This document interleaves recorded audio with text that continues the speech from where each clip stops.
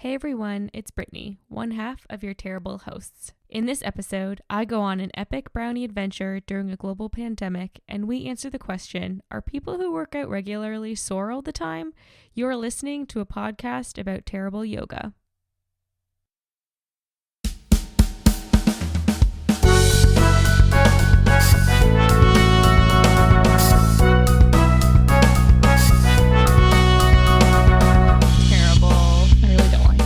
This is a wholesome podcast.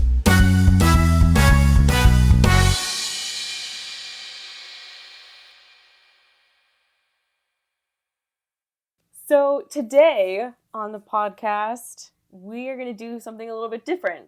If you've been listening to the 5-ish episodes we've put out so far, maybe it's more than that. I have a terrible I think counting. it's 6. Oh my gosh, 6 I know. episodes. Yeah.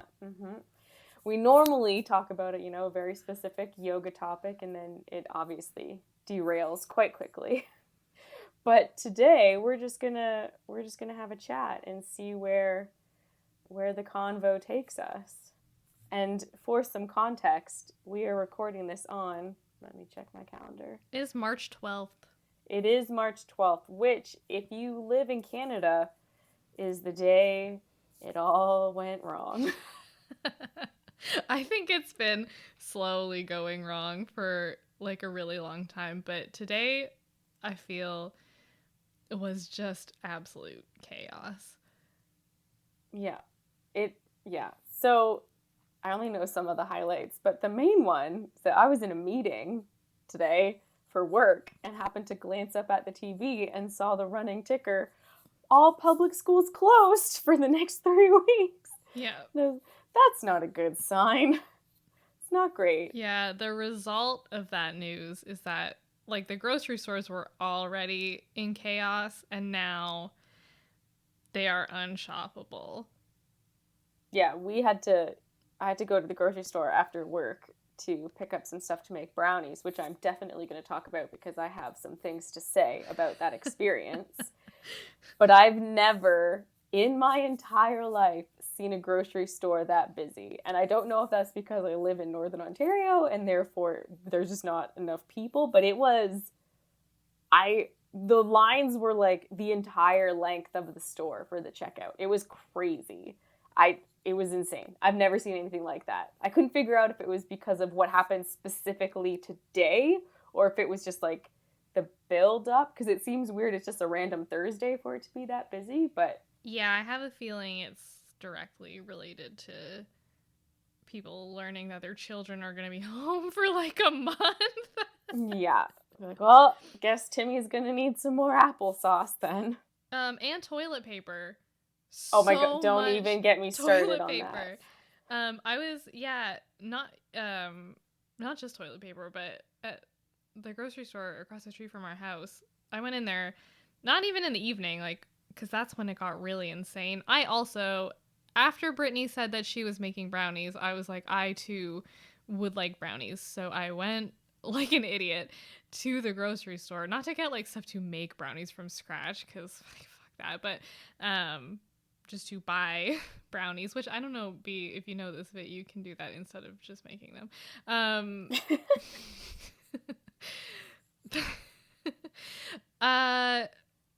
It was chaos. It was terrible. But even this afternoon, like when I went to do actual groceries, because I figured it would be busy. I didn't think it would be as busy as it was. But even in the middle of the day, there were people walking around with like dragging like multiple carts behind them, just filled with like bottled water and toilet paper. And it's like, what do you think is happening? What do you think is going on? I don't know what people are doing. I don't know what they're thinking. If you bought hand wipes that are alcohol free and antibacterial, you're gonna die. Because you're too lazy to wash your hands. That's, yeah. We didn't even venture down the hand sanitizer aisle because I was like, there's not going to be anything there, so there's no point in even looking. We were in the store on the weekend, and there already on the weekend was no toilet paper in the aisle in the biggest grocery store in the remote town where I live. And when we were there today, there was even less. So I don't think they've restocked, and I don't suspect that they will be doing so until who knows when. That's a northern thing. But, like, there is just nothing. The entire aisle is empty. Yeah. It's so really people gross. in my town who have all the toilet paper, I'm coming for you. Back to the brownie situation. I am ready. There's a very specific reason, Elle, that I didn't just buy a box of brownies. And they are excellent reasons. So I am not a people person. I don't care for people, generally speaking. Don't like them. Don't see the point. But I've made one friend where I work. And she's very lovely.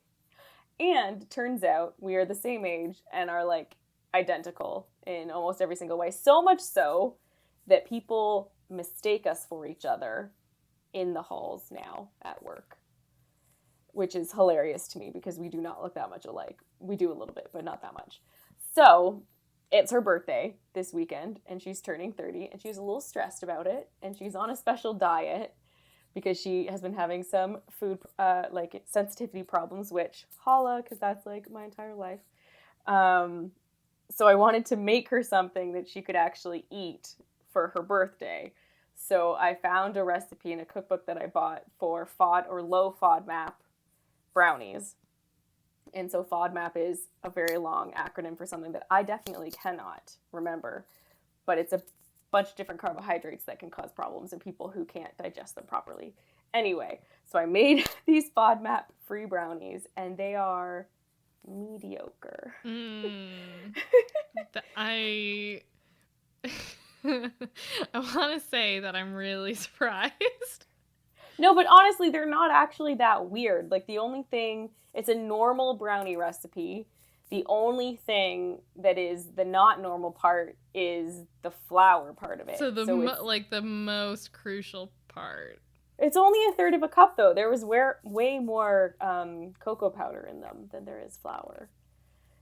But so it was like the 1-to-1 gluten-free baking flour or whatever. I think, and this is my problem, because the recipe is like, whenever I bake, and I'm not a baker, so this is probably my problem, but whenever a recipe is like, oh, you'll get like 24 cookies out of this, I literally get 6. Yeah. And I don't understand. So this brownie recipe said that I would get 16 brownies.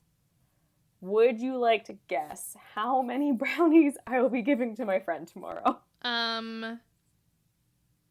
3. Ooh, 4. You're very close. They're like big-ish brownies, like the size that you'd get if you bought a brownie from like a posh bakery that costs like $6 each. $6 is on the low end of the posh brownie scale, but sure. That's true. I'm remembering where I live and that's a low number.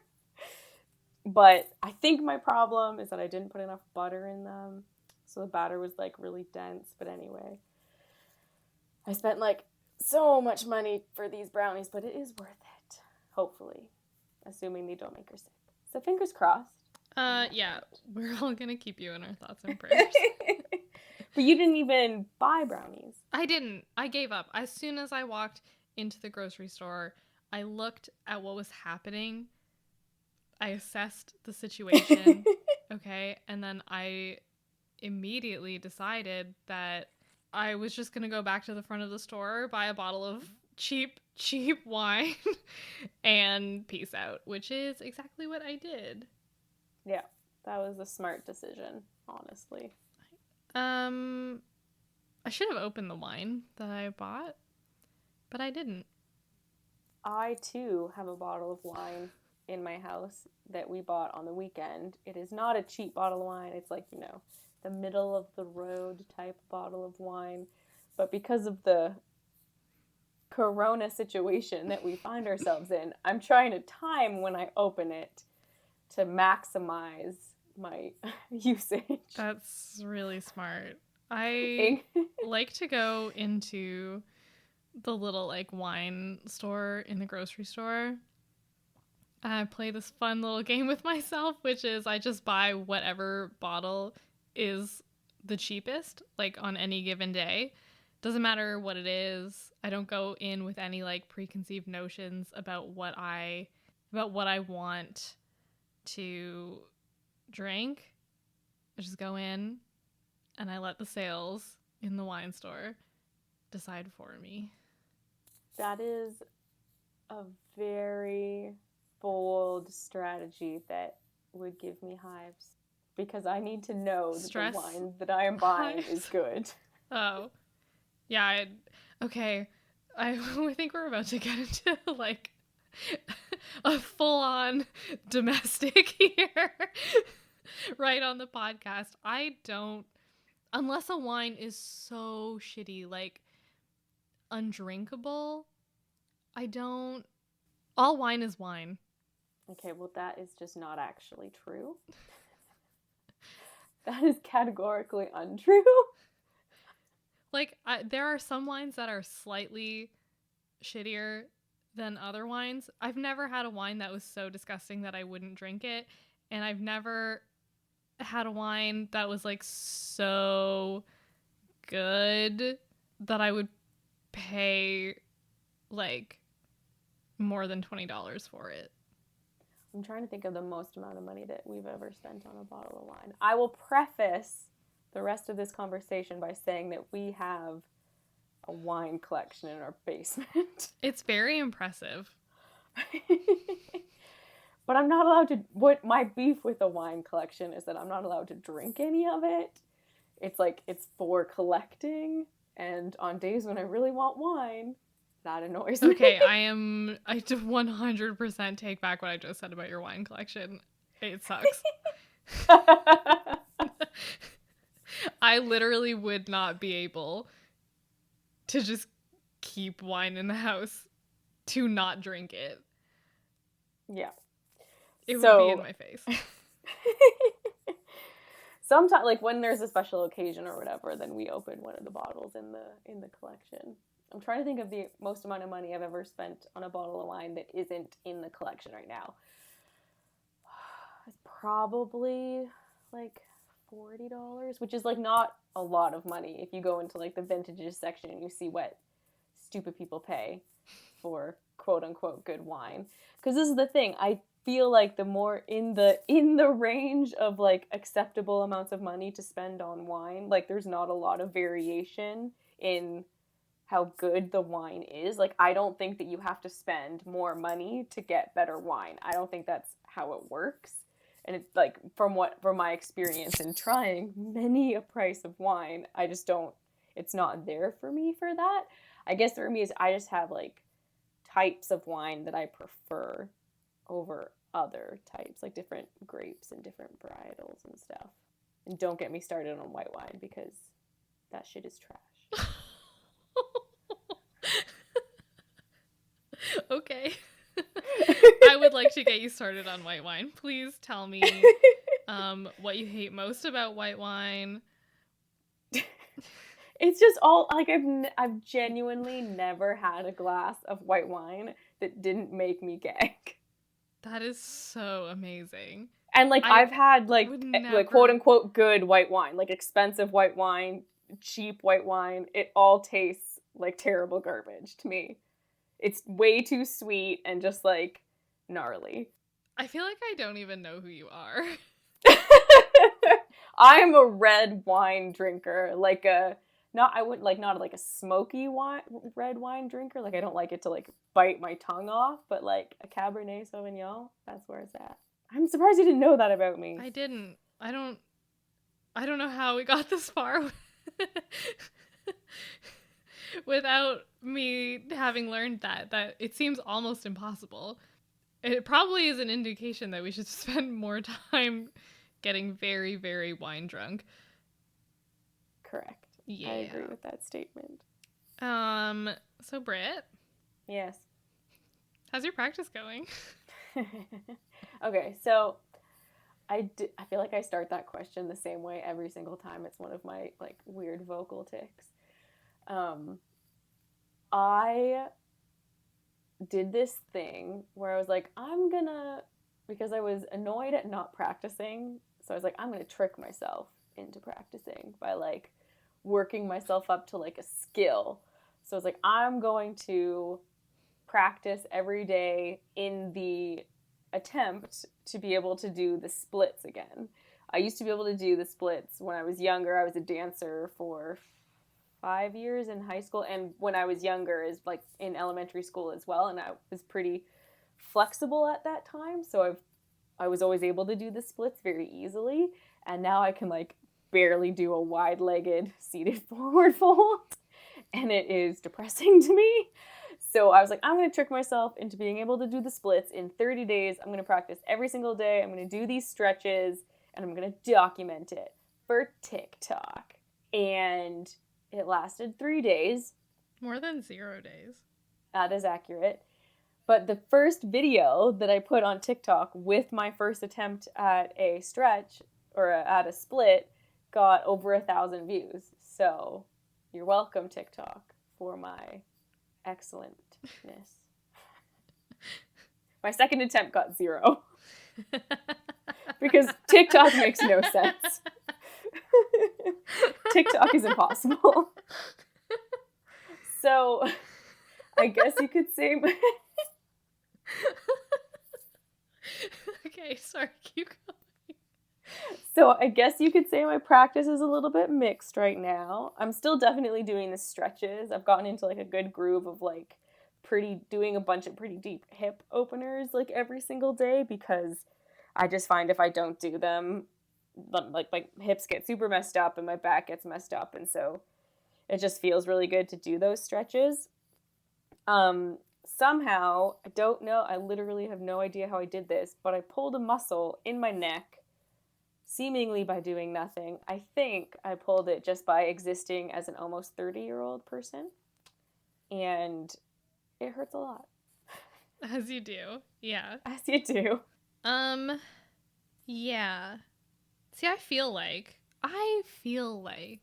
I just turned 29 at the end of November.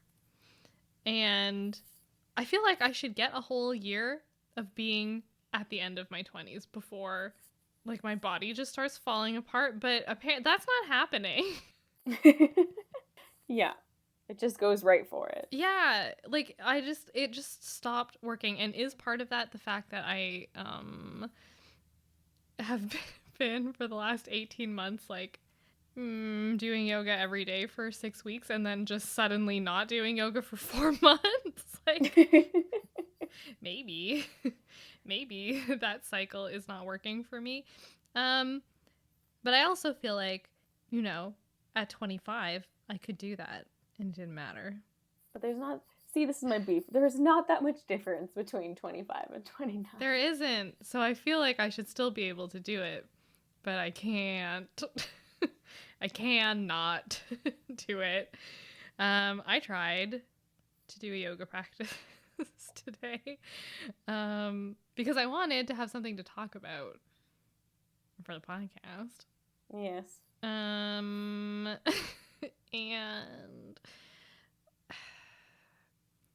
it was so hard. It was so hard to do literally anything. And I kept like unconsciously, like I would be up and off my mat and like walking around, picking stuff up in the room that I was practicing in, or like going downstairs to get water, or like just wandering away like aimlessly before I had even processed that I was moving. Like I would do one singular sun salutation and then I would be like in another part of the house, and then I would have to stop and think back to how I got there and then consciously go back to my yoga mat. Like having exercise related blackouts. Yeah. Like yeah. sleepwalking. Yeah, that's really impressive. Yeah. Yeah. But I did 5 sun salutations. Excellent. And then I did some other crap. And then I did lie down on my mat, on my back, in what I am going to say counts as Shavasana. But was not actually Shavasana. It was just me lying, staring at the ceiling, wondering, like, what I was doing and how I had gotten here. Like, I used to have specifically that day, or like in life? In my yoga practice, like wondering just what the hell happened. Yeah. Because I also felt like I was going to die after doing these 5 sun salutations and then like literally like 4 poses. It was nothing. It was like an absolute nothingness of a practice. And why can't I think right now? Sorry, my brain is just like not. This is from the yoga practice. Got that yoga brain. Yeah. It destroyed me mentally and physically. I have a top tip for you on how to make sun salutations easier. Not do them? Correct. That, everyone listening, you heard it here first. Just don't bother. Don't do the sun salutations. So, like, I can't even remember the last time that I did a sun salutation as part of a practice because, as we've established, I do yin yoga, and maybe when I'm feeling very, like, masochistic, I will do Ashtanga yoga. But I'm also the person who, like, throughout the course of my being at home at night, like, I'll just do a random vinyasa, like, in the hallway, just for fun. Just to, like, see how it's feeling, and then, like, carry on with my evening. I'm a weirdo, but I can't even remember the last time I did one in a class, which reminded me that I did a yoga class. Okay, here's the thing. I'm just gonna go for it. I'm doing a cognitive behavioral therapy program right now, or CBT, as part of my self-imposed treatment of my seasonal affective disorder or seasonal depression, whatever you want to call it. And so I'm in the chapter in the book where you have to schedule yourself, quote unquote, like fun or pleasurable or productive activities, and then you rate your depression after you have completed that activity. And so, for reasons that I don't understand, I decided on Monday, so I made my schedule last week. So on Monday, which is Thursday now, I decided on Monday when I get home from work, I'm going to do a yoga class. Imagine my surprise on Monday when I got home and was like, God damn it. I have to do a yoga class now. I didn't care for that feeling. But I did the class, which was a long-winded version to get to a annoying complaint of mine and pet peeve of yoga teachers, which I know we already talked about that in another episode. But it was a yin class with a pretty well-known teacher who shall remain nameless, and he didn't shut up the entire class. And it was a yin class, so there are long periods of time when you should not be talking, and he talked the entire time, and I hated it. Yeah. Okay, so first of all, I think we've learned 2 really valuable lessons in what you've just said. And the first, obviously, is to never plan or schedule anything. That is correct. Because then you might have to actually do it, and that sucks. If you don't ever plan or schedule anything, then you never actually have to do anything, and that is better. The second is that online yoga classes are almost always the worst. See, and I know this, like, in my soul, but every time I'm like, that class looks like it could be good, and then it's not, but I do it anyway. I probably could have done with, like, an instructor today. Like, any online yoga class to... even just to keep me in the room, because I guess if somebody was talking, maybe I'd have had to, like, pause the video in order to get up and abandon my practice. And I probably wouldn't have done that. I canceled I had fitness subscriptions, like not live stream, but to like streaming fitness services. I had subscriptions to 2 different ones. And at the beginning of this year, I was like, yeah, I'm going to cancel both of those because I don't use them. But the downside of that is now when I want to do a class, it's way more difficult to find something that I want to do. Sorry, I'm trying to relate, but honestly, I hate almost all online yoga classes. That's fair. It's interesting because the 2 that I had, one of them was audio based, so you couldn't see anybody, which I have learned is incredibly difficult when you're doing yoga because they don't often say like the pose because they're trying to cater to like all audiences who may not know what the pose names mean. So they're guiding you into positions, saying like put your arm this way and rotate that thing, and you're like, how am I even doing the right thing? So that one was really tricky because you don't even know if you're doing what the instructor is saying. And then the other one was visual based, but it was full of the stereotypical yogis who were like so deep in the yoga Kool-Aid that it was very obnoxious. So I had to get out of there. Had to get out of there quick. But now it means I need like something else to fill the fitness gap. Well, did you look at that article based on your Myers-Briggs? No. That's a No. That's a no. That's a no. The other thing, okay, and this possibly is going back to me apparently now being fragile and elderly. I am noticing that even like despite trying, I guess, to practice more often, it's taking a really long time to gain back any kind of strength, whereas previously in my intermittent and shitty yoga practice habits, I could do it pretty quickly. Like it would just be a few Ashtanga classes and then I'd be like, oh, it's back. I can do everything that I could do prior to me stopping practicing for however many weeks or months. And yeah, that's just not happening now. I have no upper body strength to speak of. I cannot do a chaturanga. I remember you saying, did you end up filming a class for that friend of yours? I did not. Okay, well, never mind then. No, it's okay. I will, and when I do it, we will talk about it. Excellent. Right here. Talk about the experience. Yeah. I wonder, because I was thinking about that the other day. I was thinking about, because if you're a yoga teacher, you know this. When you're teaching in front of a class, you can magically do things that, like, sometimes you normally can't.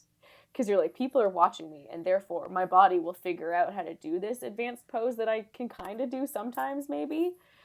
And I was thinking about that now as someone who hasn't been to like a legit in-person studio yoga class in years and hasn't taught in front of people in a really long time.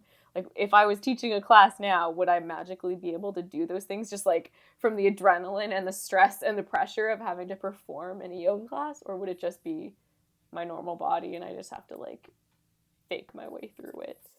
I think if you went to a class, it would just be you. I think it's teaching. When you're teaching, the only time I've ever been able to do the one time I've ever done a successful like L-sit is when I was showing off in front of a class and I did a perfect jump through from downward facing dog into an L-sit. And I have never, ever, ever, ever been able to do it again. That's super impressive. I have never done one of those, ever. Not even while teaching. Yeah, it was like a really dire, like I was gonna have to like pull it off in front of all of the people that I was in front of, or I was gonna have to like eat so many words. And I just did it. And hey, is that a really good way to approach your yoga practice? It is not. Is it what your yoga teacher is thinking and doing? Possibly. Yeah. That's a definite yes. But yeah, maybe I should try. Maybe I should try filming it, and I'll be able to do a perfect, beautiful, perfect chaturanga. I filmed part of my practice this week for TikTok because I wanted to see, because when I practice, I know I'm the worst. When I practice in our little like spare bedroom, and I always leave the door open, and inevitably my cat will come in 700,000 times and just like walk across my mat in front of me, behind me, underneath me. She'll like splay out on all my props and everything. So I wanted to capture that on film. And when I watched the film back, I realized my phone had like tilted slightly after I started recording, and it was completely not recording anything useful. Oh, that's fun. I think at one point I saw like a cat ear, and I was like, oh, there she is. She was around. My dog did not even interrupt my yoga practice today. Like, Miracle. even she knew how sad and pathetic it was, and she didn't want anything to do with it. She was nowhere to be seen. She, like all pets, has a very magical way of knowing exactly where I need to put my hands or feet and just being exactly there on the mat. Mm-hmm. And she knows that I'm never, ever going to step on her or make her move, so I always just end up moving around her. I mean, that's very generous of you. That is not the case when I practice with Bacall around. So rude. I have a bolster, like the long rectangular ones, and if I have that on the ground while I am practicing, Bacall will just come mosey on in, and she will fully lay on top of it. Like it's her bolster now, and you're just gonna have to deal with it. Yeah, I mean, you left it on the ground, Brittany. What was I thinking? God. And then it gets covered in cat hair, and the cat hair gets on my pants, and it's a whole thing. There is not a single pair of yoga pants, yoga shirt, my yoga mat, any of my props that can have dog hair stick to them. They're all covered in everything. Mm-hmm. Like, even if I were to, like, wipe down and, like, lint roll and vacuum, because I've tried, my yoga mat, the one that I use at home, like, it cannot be used outside of the house, because if I open it, it will just be, like, a little, like, cloud of dog hair. And part of the problem is that I've talked about this on the podcast before, but I like to leave it unrolled, just like out on the floor, so that, oh yeah, as an open invitation to myself to practice, which I never do, but my dog does. I've seen those pictures. They're very cute. It's more her yoga mat than mine. I have a philosophical question for us to talk about, but we can either talk about it now or we can save it for another one, and it just popped into my head as something I wanted to talk about in one of these episodes. What, for sure now? Okay. So, I don't know if it's actually a philosophical question, but I realized from my 3 days of trying to get back into the splits, I was thinking about it, and the thought is, people who, like, work out regularly, like multiple times a week, like every day or whatever, are they sore all the time?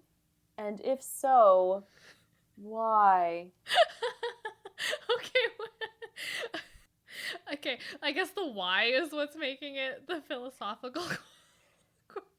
Like, is that what qualifies this as a philosophical question? I don't know, because I have to tell you, I've never ever worked out every day. Because I genuinely wondered, because even when I do like even when I practice multiple times a week doing yoga, especially Ashtanga, my hamstrings were always sore the next day. Then it made me think, like, people who like lift weights or CrossFit or whatever, like if they do that multiple times a week, are they just sore constantly? Because what is the upside of that? That's the only downside to me. Maybe they like it. So they're sadists. Yes, or just brainwashed, especially if they go to CrossFit. I don't know. I feel like in the very limited times in my life where I've managed to do something like an Ashtanga practice, 6 days in a row or whatever, I feel like in the middle of the week, you actually start feeling okay. So it's like the first practice sucks, and then the second practice also usually sucks, but then the two in the middle, that's okay, because it's like you never leave it long enough to get really stiff and sore and fucked up. You keep like warming the muscles up. Mm-hmm. But then by the end of the week, on day 6, you just want to die again. And then when you inevitably abandon it for 4 months of not practicing. Exactly. Yeah. Mm-hmm. The thing, I get really bored doing Ashtanga every day. Mm-hmm. But then I'm also usually too lazy to either go to a yoga class. I'm too picky and whiny and bitchy to commit to doing like online led yoga classes every day. And I'm too lazy to come up with my own practice if I'm not teaching a class. And then I end up, just not doing anything for 4 months. I'm a yoga teacher. I'm a trained yoga teacher. Yeah. It is so much work to come up with your own goddamn class. Like, for yourself. That's why I used to subscribe to fitness things, because, like, after I get home from work, I've made so many decisions during the course of my day. I just want someone else to tell me what to do with my body, which I realize now is hilarious because that's what I used to do. Tell people what to do with their body. But I just, no, I can't. That's why I always end up doing like the same 5 hip openers every single day. 'Cause I'm like, I know these. I know what it's going to feel like. And that's my practice. Do you think that that's a bad habit to be in? No. Not really. It's fine. It's better than doing no yoga. Yeah. Okay, yeah. You can't make me do a more varied practice. You can't make me do it. I mean, I can't even make myself do a more varied practice, so definitely no. Yeah, that's a no. But yeah, back to the gym thing. I do wonder. I would like to know how people haul ass to the gym every single day. And that episode is out now. The one where we talked about our Enneagrams. Mm-hmm. And I think I did say that, like, I never, ever, ever feel, like, really amazing. Like, when people say that you get addicted to, like, the endorphins or whatever the fuck when you exercise consistently and regularly, like, no. Yeah, no. I haven't. And doing the Ashtanga primary series every day for a month is that. And I have done that. And I still feel like garbage. Yeah.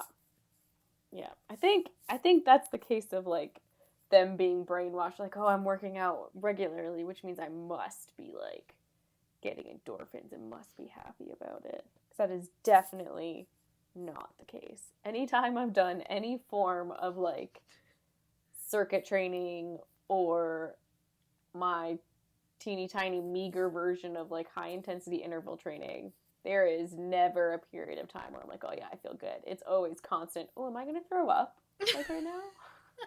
Is this nausea that I'm feeling? What's this feeling? It's triumph. It's triumph over my enemies. Triumph over your own body. Yeah, exactly. Well, did we do the thing? I think we did the thing. Yeah. And if you happen to like this thing that we did, please feel free to leave us a review on the old iTunes. I haven't checked recently, but at last check, we had one very excellent review, which read, "Had funny moments," which I will be taking with me to my grave. It'll be on your tombstone. Don't worry. I'll see to it. I'll put that in the will. Make sure that is on the tombstone. You can also follow us on all of the social medias. We sometimes post there, so stay tuned for that. And until next time, definitely maybe try yoga if you want, but no pressure.